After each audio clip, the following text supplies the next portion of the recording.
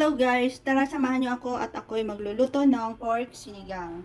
Ayan guys, yung aking pork, konti lang yung lulutuin ko kasi tatlo lang naman kaming kakain dito sa bahay. Nasasayang kasi pag madami.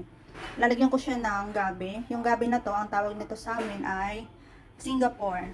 Ito naman yung aking ilalagay. Siyempre siling green, sibuyas, at kamatis. At ito yung aking pansigang. Ito naman yung mga gulay na aking ilalagayan. Talong, isang piraso lang yan. Okra, sitaw, at saka syempre kangkong. Ayan guys, wala akong radish kasi wala akong nabili, kaya okay na yan, pwede na yan. Tara guys, samahan nyo ako at mag-uumpisa na akong magluto. Palambutin ko lang muna tong pork. Ayan guys.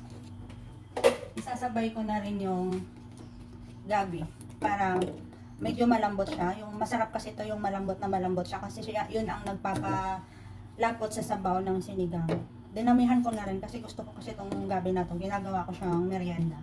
Ayan guys. Tapos isabay na rin natin yung kamatis. Gusto ko sa kamatis pag nagsisigang ako durog na durog talaga siya. Kaya isasabay ko na siya dyan sa pagpapalambot. Lagyan lang natin siya ng tubig.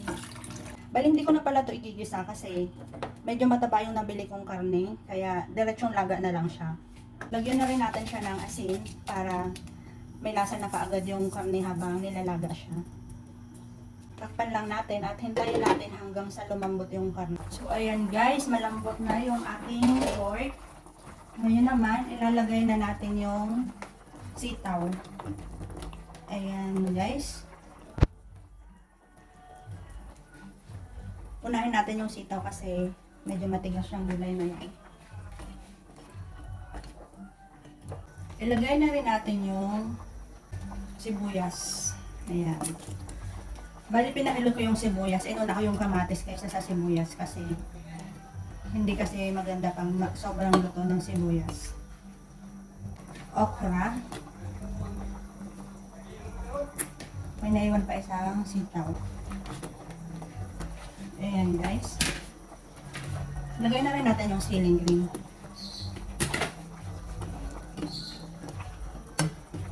Ayan lang natin siyang kumulo. Pwede na rin natin isunod yung talong.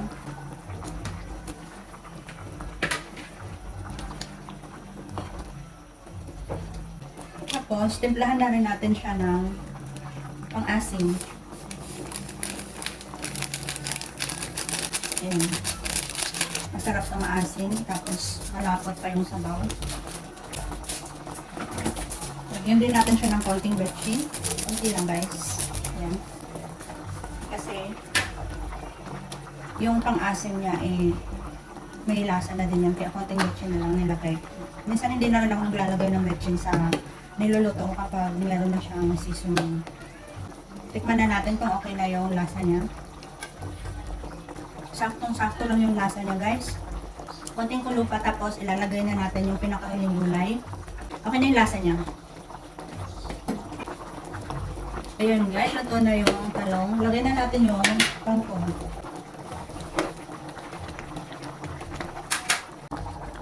Guys, luto na yung aking sinigang. Ayan. Tara guys, kain na tayo.